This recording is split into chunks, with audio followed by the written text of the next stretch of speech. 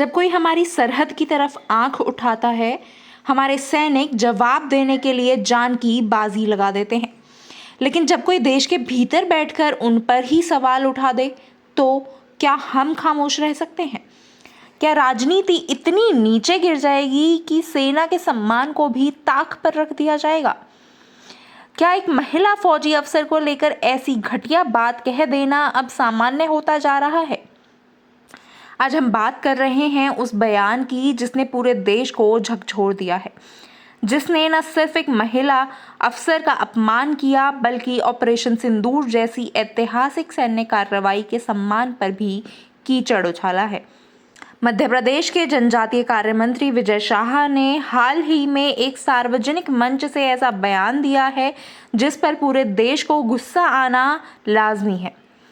Colonel Sophia Qureshi, वो नाम जो पाकिस्तान के खिलाफ चलाए गए ऑपरेशन सिंदूर का अहम हिस्सा है, उन्हीं के लिए मंत्री ने एक आपत्तिजनक, अभद्र और असंवेदनशील टिप्पणी कर दी है।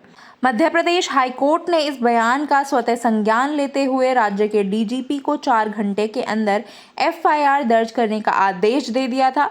जस्टिस अतुल श्रीधरन की डिवीजन बेंच ने साफ कहा कि कानून सबके लिए बराबर है, चाहे वो मंत्री हो या आम नागरिक।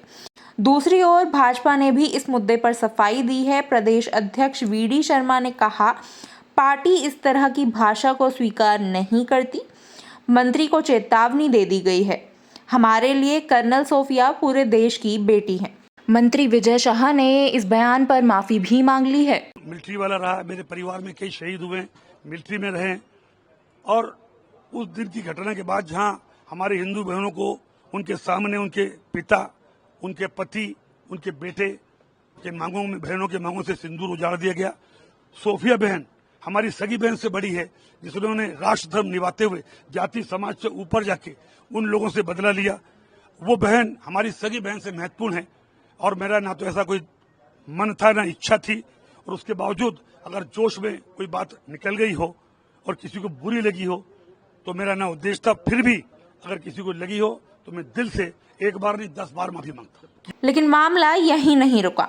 माफी के बावजूद मंत्री को राहत नहीं मिली। उन्होंने एफआईआर को रद्द करवाने के लिए सुप्रीम कोर्ट का रुख किया, लेकिन सुप्रीम कोर्ट की बेंच, जिसमें मुख्य न्यायाधीश बीआर गवई भी शामिल थे, उन्होंने सख्त फटकार लगाई है।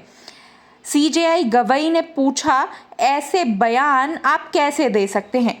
एक संवैधानिक पद पर बैठे व्यक्ति से गरिमा की अपेक्षा की जाती है। जब देश गंभीर हालात से गुजर रहा हो तब हर शब्द जिम्मेदारी से बोला जाना चाहिए। सवाल है कि क्या सिर्फ माफी काफी है?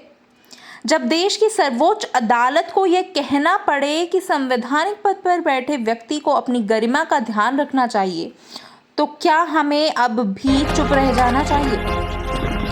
सेना का सम्मान सिर्फ 26 जनवरी और 15 अगस्त पर नहीं होता, वो हर उस दिन होना चाहिए जब कोई उनकी कुर्बानी का मजाक उड़ाए। और जब जब ऐसा होगा तो ये आवाज़ उठेगी, सवाल पूछे जाएंगे और जवाब मांगे जाएंगे।